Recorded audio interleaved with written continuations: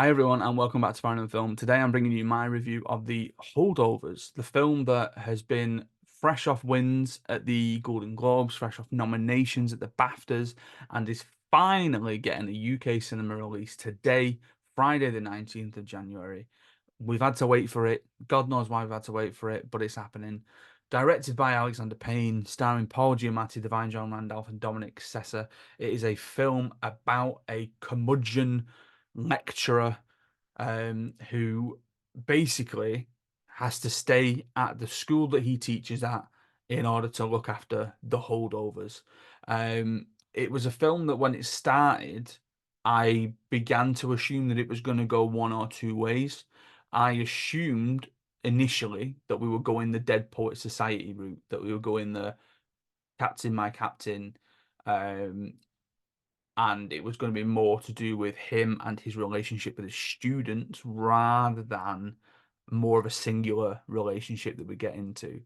That sort of dispelled my assumption when the holdover things presented itself, where the idea of what happens here is the students obviously get sent home for winter break, but there are a number of students who, for whatever reason, the parents sort of go, we can't have them at home for winter break, or they can't go home for winter break. So then they become known as holdovers. And at which point it is Paul Giamatti's character of Paul, his job to look after the holdovers with the cook who stays, which Divine John Randolph's Murray, and some of the other staff that end up staying over as well.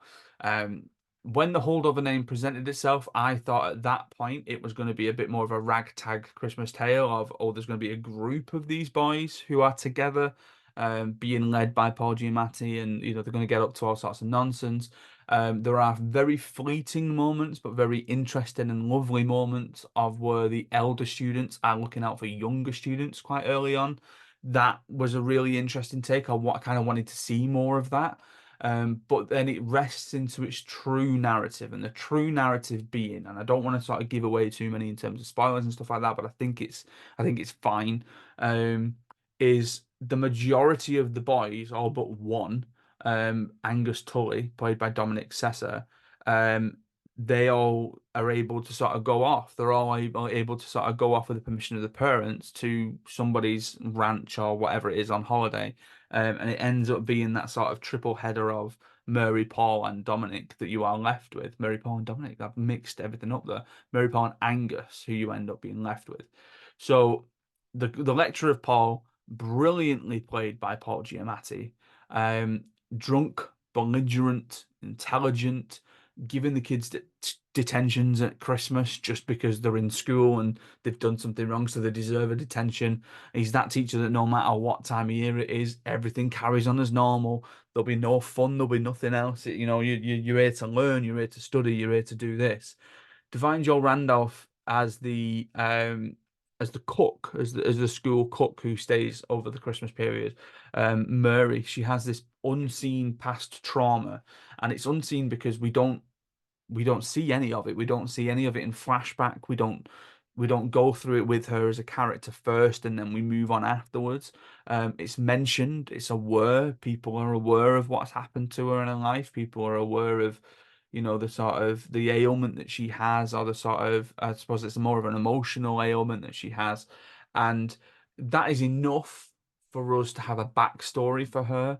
I was beginning to question quite early on her standing as an awards frontrunner because her appearances seemed fleeting. It didn't seem like she was going to be in the film much.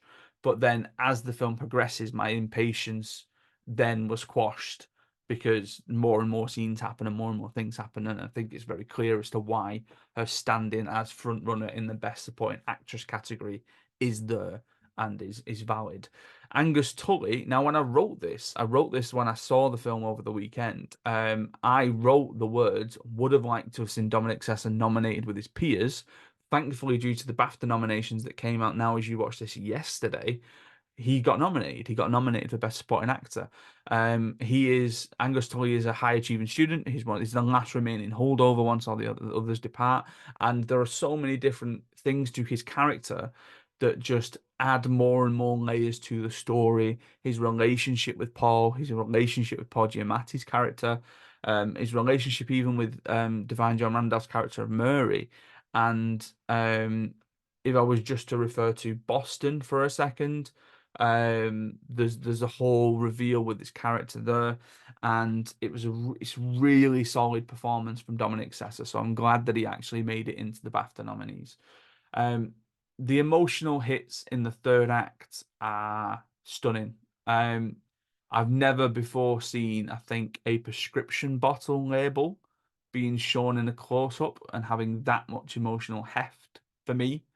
And I had a sneaky inclination as to what we were doing when we got to the Bostonian excursion. I'm speaking in riddles because I don't want to give anything away. I had a sneaking suspicion as to why we were rerouting the narrative to Boston, but that didn't prevent me from enjoying it and thoroughly enjoying the satisfying closure that the film has. And it's such a well-rounded film. It is utterly, utterly charming. I would have preferred to have seen it the other side of Christmas because as we record this, I watched it a weekend in January. It's fundamentally a Christmas film. It's not a Ollie on here fight in the corner for Die Hard being a Christmas film. This is fundamentally a Christmas film, and it's the perfect embodiment of that issue that we have between the disparity of release dates between the US and the UK. I'm not certain when it got its US release. I would imagine it was more so probably November, December time. But for us in the UK to get it second week of January, when let's face it, we've been through Christmas, and all of a sudden it's like, oh, we're working towards Christmas, we're leading up towards Christmas. Da, da, da. It felt bizarre to have almost got through that time of year to then be hit by it again in the film. But again, that's got nothing to do with the film, the quality of the film. That's more to do with decisions that have been made around the distribution of it, especially the disparity between the US and the UK distribution. But in terms of the film, I thoroughly enjoyed it. There were parts at the beginning where I was questioning whether or not it was going to be for me, whether or not it was going to be one of those films that came around, and I thought, I just don't get it. Um, I can understand why people are falling over themselves and giving it 5 stars. If it was me, and it is me, I suppose, I'm giving it 4. There's nothing necessarily wrong with it. I just think that there was maybe something that didn't quite make it into my oh my god, that's amazing 5 full stars, but maybe I'm just being a bit stingy at that point.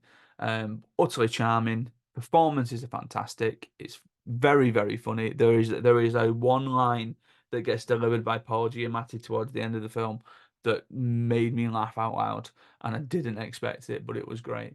But I very, very, very much recommend, and I'm assuming the awards attention will back me up on this, that if you're in the UK and you've not had a chance to watch the Holdovers, that you go and watch the Holdovers this weekend. Get to your nearest cinema, go and see it. It deserves to be seen. It's a great film and it's a great start to the year. Obviously, last week I reviewed Beekeeper. It's a very different film to Beekeeper. I'm hoping that the next review after this one will be Anatomy of a Fall, which technically for us is a 2023 release, so it won't get included in my sort of top 10 of the year and my end of year awards for 2024. Very excited very soon to be reviewing The Iron Claw. Again, another film that had a disparity between the UK and the US releases. We're finally getting it. Sky have done a good job and got it early for subscribers, so I'm getting in there early. So I'm very, very excited to give you that review. And yeah, that's pretty much it. Go back and see my predictions to the BAFTA nominations that went up on the channel yesterday, sorry. And if you've got nothing else to do this weekend, you're thinking about what to go and see at the cinema, go and watch The Holdovers in cinemas from today in the UK. Thank you very much for watching. Thank you very much for listening. Stay safe, look after each other, and I will see you next time.